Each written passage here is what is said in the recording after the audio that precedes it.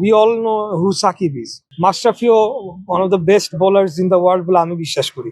হত্যা এই মামলায় তো আসলে তাদের সংশ্লিষ্টতা আছে বলে আমার মনে হয় না। বলেছিলেন যে সাকিব মাশরাফির যে ইস্যুটা তারা ভিক্টিমাইজ হয়েছে এবং আলটিমেটলি তারা আসলে এরকম কাজ করেছেন আপনি বিশ্বাস করেন না।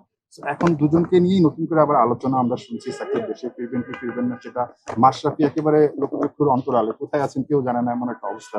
তো তাদের আসার প্রসেসটা বা তাদের আসলে ক্রিকেটে ফেরার, বিশেষ করে সাকিবের ক্রিকেটে ফেরার প্রসেসটা কি হবে এবং মাশরাফির যে অবস্থা এখন তাতে করে কি মনে হচ্ছে তিনি বা আসলে কিভাবে আবার স্বাভাবিক জীবনে ফিরে আসবেন আপনার কাছে কি মনে হয়? ওয়েল, এক্সাক্ট প্রসেসটা যদি আপনি জানতে চান, আমার মনে হয় এটা ক্রীড়া মন্ত্রী, প্রতিমন্ত্রী আমিনুল হক উনি is the best person to answer that question.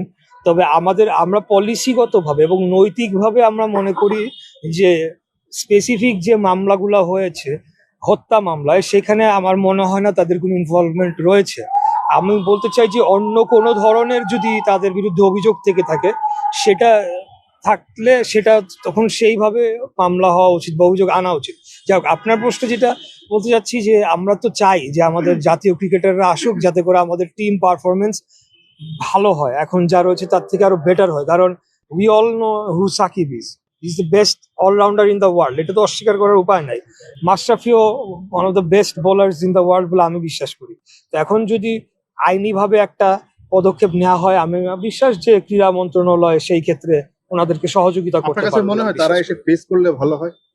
অবশ্যই অবশ্যই আমি বিশ্বাস করি ওনারা এসে ফেস করলে ভালো হয়। এবং সেই ক্ষেত্রে আমি তো বললামই যে আমরা যারা ক্রীড়া সংগঠকরা রয়েছি, আমরা মনে করি যে তাদের আসলে পলিটিক্যালি তারা যদি কোনো ভুল করে থাকে বা করে না থাকে, সেটা পরবর্তীতে অন্যভাবে সেটা তাদেরকে তারা ডিল করতে পারে এবং পাবলিক ওপিনিয়ন নিতে পারে বা পাবলিক তাদের ওপিনিয়ন দিতে পারে। কিন্তু যেই মামলাগুলো তাদের বিরুদ্ধে হয়েছে হত্যা, এই মামলায় তো আসলে তাদের সংশ্লিষ্টতা আছে বলে আমার মনে হয় না। অন্তত আমার মনে হয় বাংলাদেশের বেশিরভাগ মানুষও সেটি বিশ্বাস করে।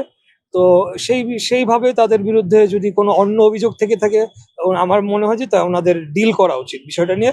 আমরা এই ব্যাপারে ক্রীড়া সংগঠকরা যারা রয়েছে এবং সাধারণ যারা ক্রিকেটের ভক্ত যারা রয়েছি, সাকিব একাধিকবার বলেছেন একটা গ্রিন সিগন্যালের অপেক্ষায়, সেই গ্রিন সিগন্যালটা আসলে মানে কেন হচ্ছে না? আমি জানি না এটার উনি কি অর্থে বলেছেন, এটা বেটার অ্যান্সার উনি দিতে পারবেন। গ্রিন সিগন্যাল বলে কোনো সিগন্যাল আছে কিনা আমি জানি না। আমি জানি যে কোনো মামলা সংক্রান্ত বিষয় সেটা আইনি প্রক্রিয়ার মাধ্যমে ফেস করতে হয়। তো ঠিক আছে, থ্যাংক ইউ, হ্যাঁ, ধন্যবাদ।